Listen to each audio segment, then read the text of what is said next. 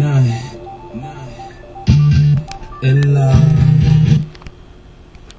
to the Noneillah Talk Show. In today's segment, we'd like to be raising awareness about the tragic loss of life due to reckless driving of public transportation. On today's show, we have with us Naomi Johnson, the mother of Deshon Johnson, whose life was tragically removed July 18th, 2012. We're going to hear, she's going to share with her story in order, again, that we might raise public awareness. Naomi, can you touch a little about the day that you received the call? Tell us the events that happened. Okay, very tragic, but I recall being at St. Barnabas Hospital with my mom. She came here for the summer, and she had to get her eyes checked, so she had an eye operation. And I was there with my mom, my sister, and my brother-in-law when I received a call. And when I received the call, the person, the voice on the phone, had told me that they have a package of mine. So I'm like sitting here, you know, like perplexed, like, okay, package, what package do you have? You know, I'm asking the gentleman. And he said, your package. So I'm like, okay, what did I lose? I'm thinking, did I lose my driver's license or what, you know? So then I said, okay, do you have my package? What do you mean your package? Well, we got to talk to you. I said, okay, do you have my sister there? He he still was like being very invasive with the question. So I said, my son there? I mean, I'm not understanding, you have a package. And I'm like, who is this? You know, they didn't identify who they were on the phone. Okay. And then after that, later on, they said, this is Bloomfield Police. I'm like, okay. Now my heart is racing, like, okay, what's going on? Why Bloomfield Police is calling me? You know, so they said, well, can you come to this police station? If not, where are you? We could come where you at. And I said, no, I come there, you know. So when I got to Bloomfield Police Station, it was 3 gentlemen who came to me. And when 3 gentlemen came to me, I knew it was something serious, because I recall when my brother got killed, it happened that way. So I knew it wasn't any good news. And then after that, they escorted me in the back, and then they showed me a picture. They said, we have something to tell you, that your son was in a bus accident. So I'm like, excuse me? And they say he didn't make it. So I look, of course, I was frozen. And I'm like, what do you mean he didn't make it? Bucks asked him, well, he was on the bus. It's so hard for me to say the word BUS, but I'm like, he was on there and he didn't make it? Or can you explain more in detail? Well, he was in a car. So when I hear a bus accident, I'm hearing that he was in a car and the car collided into the bus, or he was on the bus as a passenger and the passenger collided into an object. So this is one of my minds racing, you know what it is. And so later on, they didn't go in full detail. Of course, I broke down and cried. They called the ambulance because I was passing out, and they had to give me that, I don't know, that little hyperventilating. Right. And so later on, my mom and my sister and my brother-in-law, they came after my mom finished with her operation, and they told her, and of course, we was devastated. So I had to leave my car because, of course, I was not in a good mindset to drive. I'm sorry. So when we got there, my sister, she started looking online because it was like on the news. It was in online newspaper, you know, all over.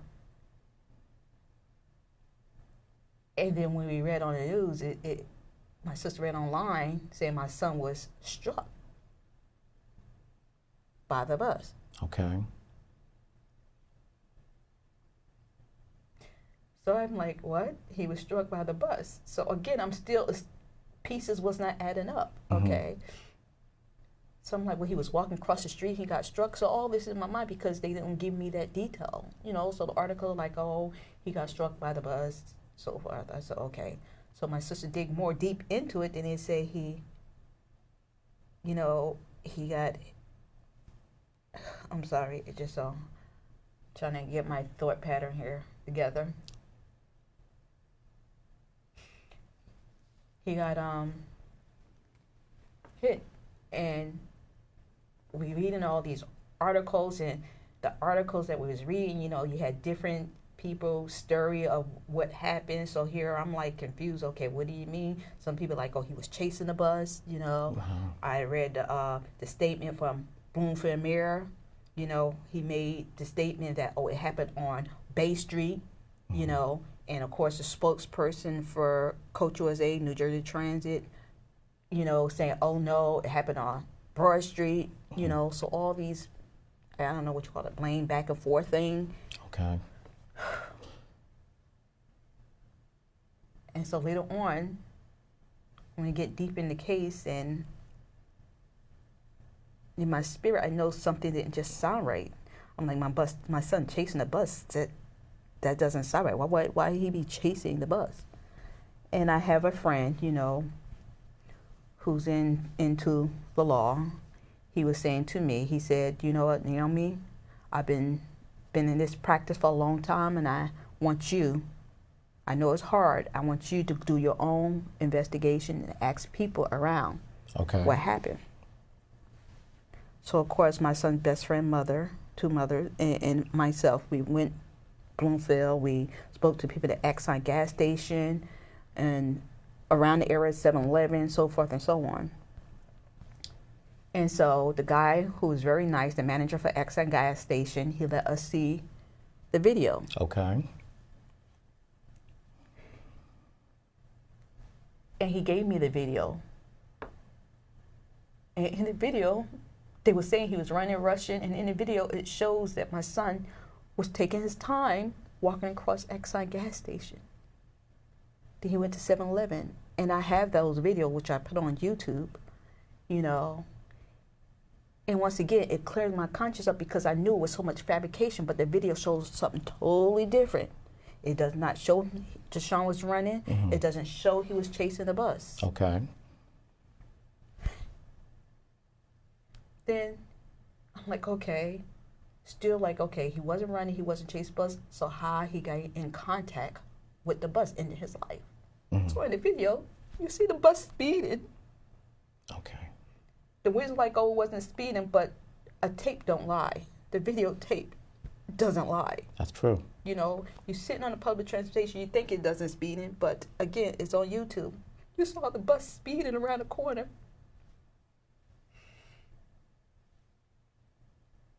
And it jumped the curb. Okay. The witness was like, oh, he was running. I said, well, then she said he was at the stop. I said, if he's at the stop, how can you run and chase the bus? That's impossible. If you're already there, you can't chase anything that is already there. You can't do that. Chasing, like if he was at 7-Eleven run across the street, that's chasing. But if you're at the stop, you can't chase. You can run up to it. You can, rush up to it on the side of it or something, but you can't not chase it. So I had the privilege to actually speak to the witness myself because there was so much fabrication, with the prosecutor, their side of the story, with the attorneys that I hired, So somebody said, well, did you speak to the witness yourself? Which I did, which I got their version. And based on the witness, she said, no, I didn't say your son was in the street. Your son was already there. Mm-hmm. She said your son was there and he was talking to a Hispanic young man. My son had signaled for the driver to stop. And the driver kept going. Okay. So what my son did, he was there and the Spanish and my son was supposed to board on the same bus, But Romain flew past it. So what my son was on the sidewalk, it was like a lot of construction going on. Based on the witness, she said there was a lot of construction going on. And I remember that area was under a lot of construction. So there was no police officer or any state police not there at all. You know, and it was like 2 poles, she said, was there. So the sidewalk was it was obstructed.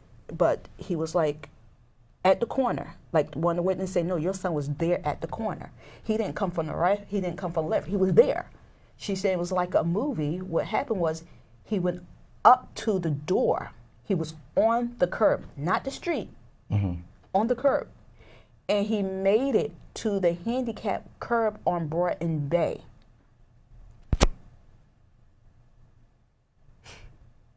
And you see, it's a lot of images, and I didn't realize that there was so much images of the incident online. You see my son's sneakers right there on the curb, on the handicap curb. Wow.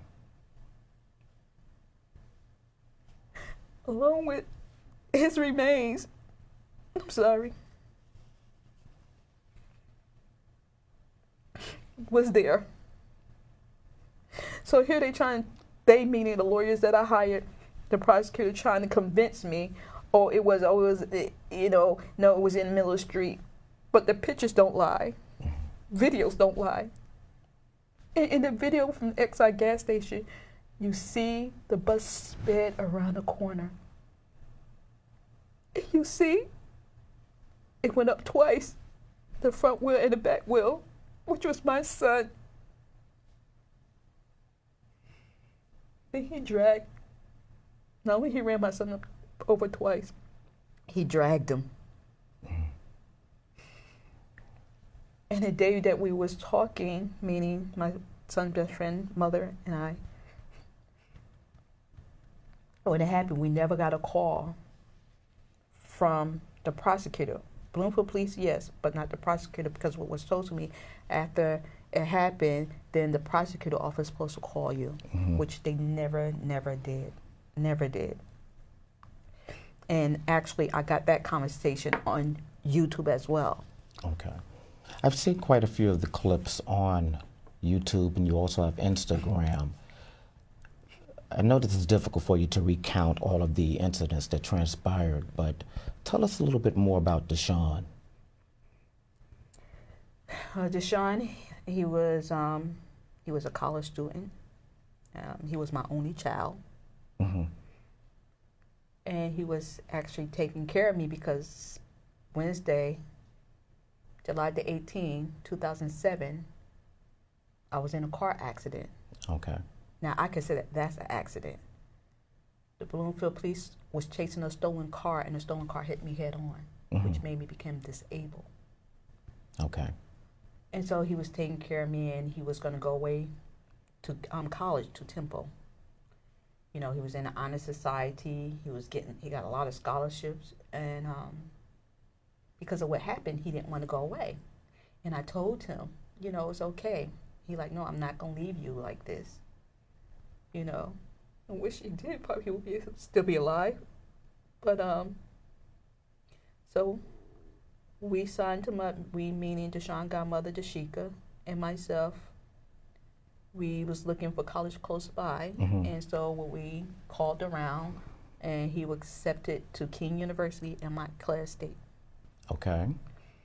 And so Montclair had King accepted him for the fall of 2008, and in 2009, Montclair State University had accepted. He was an up-and-coming entertainer, artist? Yes, he was. Visionary. Very visionary. How did you come up with Noneillah? Noneillah was actually Deshon's tagline. When he rapped a song, he would say, Noneillah, which is his tagline, meaning, you know, no one better than him. You know, which you can find his music all online on iTunes, iHeartRadio. I mean, he was really, as they would say, hustling. You know, he was a college student, he was going to work, and he was also starting his own business. Okay. And that's what Noneillah came from as his tagline. And he was starting his T-shirt clothing line because I had my own clothing line. So he was doing his, you know, because I told him, I said, well, Deshon, which he calls himself Sean Cos Mason, Deshon is his government name. So I said, well, Deshon, you know, since you go on performing, because he had been performing, he would go to, you know, tri-state area and perform, you know, as an underground artist, which he was well known. And I said, well, when you go to your concerts, why don't you do like T-shirts, like on demand, and give it to your concert, and you know, have the distribution company as well. So he said, okay. He said, well, I'm gonna start my T-shirt line, and on July the 19th, he had a video to do for one of his music, you know, his track, his album, Rhyme My Way, and he had all that set up. And today you're carrying on that vision. Yes, I'm trying the best way I can today. What I do now, I had the Noneillah collection, which you can find online, you know, Noneillah, Noneillah. A collection of How we do everything, clothing, male clothing, shoes, pocketbook. I do graphic design. Noneillah has like different, we do it all, you know. Excellent. And what would you want the public to know? Well, how can they get involved? Because there's a whole lot of people that have gone through what you have gone through or are going through currently. Everyone grieves differently. What can we as a people do? Well, excuse me. Well, with this type, but to me it's like an epidemic. You know, there's a lot of lives are being taken by New Jersey Transit and Coach USA bus. A lot of them. Like I just got a text. What one just happened recently, like yesterday. A lady from East Orange, New Jersey Transit bus driver killed this woman. And see, it just really bothers me when you deem it as an accident, you know. But these countless lives, these are innocent lives are taken in vain. And the thing is, nothing is being done about it, you know. So I ask people to be active, you know. Don't send me clippings, don't send me articles, be active, you know. Write to your assembly person. Let's get law changed. Yeah, there's laws out there, but there's not the general laws. We need a specific law, you know, to hold these drivers accountable for their action. Because if I go out there in somebody's life, I'm going to be going to jail, you know. But is it fair if a driver do that and they get tapped on the hand and say, okay, you know, it's an accident, and then go back for their job, have their jobs, have their whole life, but all these innocent lives are taken. So for the listeners, I'm sure that you have an action website or something where they can go and sign up. Perhaps maybe if we could somehow or another enact a way to put certain stipulations in place, because my understanding is from your evidence and from what you did your own investigation, I understand that this driver had numerous offenses. Oh boy, countless after countless after countless. I mean, I think it's like a whole, like people put tattoos on their arm, there's a whole sleeve, or 2 sleeves of incidents that he has. Breaking an injury, boy, I can't even remember off the top of my mind. Even if you Google Justice for Deshon and go to Google image, you'll see all his infractment he had. You know, civil suits he owed, lawsuits he owed, you know. And I had this woman who shared her story with me, with her sister. She was downtown Newark, and the New Jersey Transit bus driver had run over her sister's leg, and her sister had to get both her legs amputated. This lady's life has changed. You know, just like dramatically. mine. Yes. Dramatically. No money in the world. People, you know, I have lawyers like, oh, we're going to get justice. Money the lawsuit does not give you justice, because at the end of the day, this is still going on. To me, a lawsuit is like, one, a bribe, and it's just like a Band-Aid over the wound, but you still have that problem. If you keep putting a Band-Aid on the wound, you don't give it air, where's there's a cure? There's no cure because you keep covering it up, covering up, covering up. Just like these countless incidents. It's constantly covering it up, covering up, covering up. And you know, like I have people also reach out on me on change.org. Change.org, that's a website also that you have out there where people can go and petition and sign up. Petition, sign up, even tell their story, you know, because there's no platform like surviving victim mother like myself or a loved one. They don't have a platform that they can go and share their story. You know, I mean, I recall that I called one in the news station and I share with the news station that I would like to talk about it. He like, oh, we don't do all of New Jersey Transit. It happened all the time. That's what he said to me. Wow. So nonchalant, so dismissive. It happened all the time, so we don't cover all of them.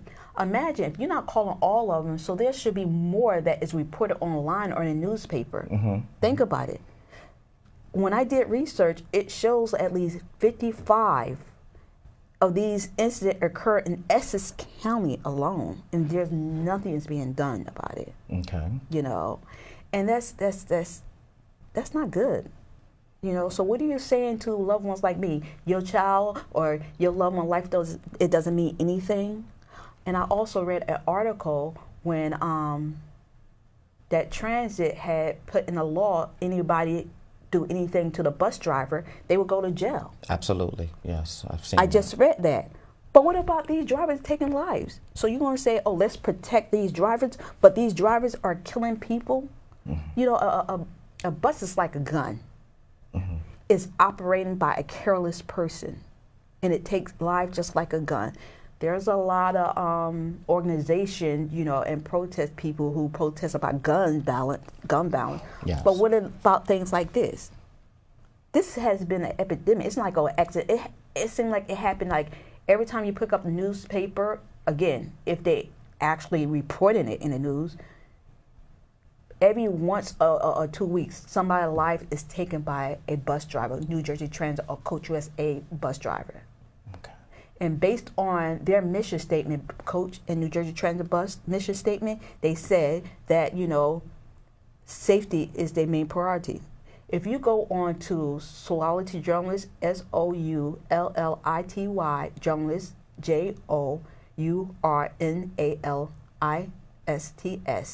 on Instagram, you see that a collage of all the articles that happened, all these lives was taken. If you go on Instagram, you'll see this is not a makeup, this is not fabrication, this is not trying to assassinate a name, this is a reality, and it's all online. Even if you Google reckless Coach USA bus driver or New Jersey deadly bus driver or whatever, you'll see all of this come up.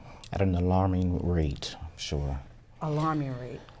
So that's our listeners and raising public awareness, perhaps do you not feel that if a driver seeks employment with a bus company, should there be certain boundaries where they could not receive that employment due to a terrible driving history? Yes, and for my son case, okay, based on Coach USA and Transit, their hiring policy is that the person supposed to have a clean driver record before being hired, which is fabrication because, again, the guy Romain, they hired him with that infraction, and they still keep him on the job with it. Never fired him. To this day, as we speak, he's still driving. With numerous driving offenses. Numerous driving offenses, breaking and injury, civil suits, lawsuits. So they're not enforcing Not or at all. standing behind their mission statement. No, not at all. Not standing or enforcing their mission statement. They still having these drivers putting pedestrian life in danger. It's like detrimental to society. And it should not be. It should not be like, okay, it's okay, we're going to protect you drivers. So if some crazy person hit there in your life as you driving, they're gonna go to jail. But what about these drivers? Some of these drivers I really think should take like psychological tests. You know, that's what they should know. You don't know because they pass a test, but if they're not taking psychological tests, you don't know the state of mind that they are in. Wow. You don't know that. You don't know have they been like abusive, domestic abuse. You don't know that. So they carrying the same mindset in a row and taking all these lives in hand. What would you say to our listeners? We're coming quickly to a close. What would you want them to know? Well, again, I want our listeners to know to, again, write to your assemblyman. You know, we as voters, we put them in the seat. Okay. So we as voters have a right to say, okay, this is what we want to change. Because people don't do that because they figure it's not happening to their loved ones, so why should I get involved? It's not affecting me. But once it affects them, then they want to get involved. So why wait? Let's do it now. All right. And that's the thing. And not only that, to family members, like I like to say to the person who just lost their loved one, the one who got killed in East Orange, if the family listened to me, I say, not to count on do your own investigation, like I did, because they kept fabricating to me, meaning the prosecutor, the lawyers that I hired. Imagine the lawyers, you hire them lawyers, you think they're for you, but come to find out they're not really for you. So you don't rely on your investigation on them. You do your own investigation. Okay. You know, and this is I want to just back up. Even with the Deshon Johnson, I have a scholarship, the Deshon Johnson College Scholarship. The college that Deshon was attending, he went to King University. They started a scholarship in his name. You know, was in Montclair in Essex County. So what I do, I sell the products to raise awareness. You know, to take the money and donate it. The Noneillah products? Yeah, the Noneillah product, they donated to the Deshon Johnson College, I'm trying to get out. College Scholarship Foundation. Yes. You know, I have a GoFundMe, you know, so every year we award a student, you know, who's in the finance business like my son was, the scholarship. Okay, they have to meet certain criteria. Exactly. Okay. Exactly. And I like to raise up enough money to actually do a mausoleum for all these lives, let these people, victims, know that, yeah, somebody do care about your loved ones who died. And I would like to raise enough money to do like a mausoleum for all these loved ones who was killed by Coach USA, New Jersey Transit train, and the school buses. Thank you for joining us today. To our listeners, we want you to know we'd like to hear your story. We here at Noneillah do care about your loved ones, and we welcome you to email us at. You can email us at Noneillah, Noneillah, @gmail.com, or Deshon Johnson, DJC Scholarship Foundation @gmail.com, or you can Google. Okay. Thank you very much. Noneillah.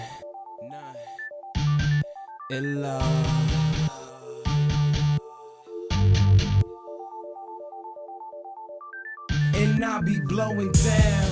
Get it how I live, I'm in the moment. I condone it, you can never find. Noneillah.